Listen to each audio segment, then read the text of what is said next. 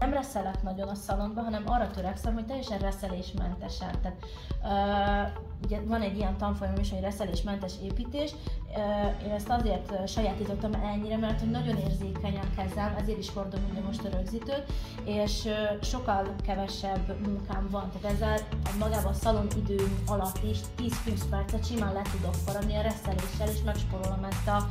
az egész herce-hurca részét a reszelésnek. Ettől függetlenül, hogyha kell, akkor én is szoktam reszelni, főleg az alapot, amikor kiépítem, mindig reszelek, de magát a felületet azt mindig reszelésmentesre szoktam kialakítani, és van, hogy is sikerül, mert nem feltétlenül fogom mondjuk, tehát lehet, hogy én mondjuk egy picit többet reszelek az egyik oldalról, a másik oldalra többet hagyok, míg a gravitáció, hogyha én meg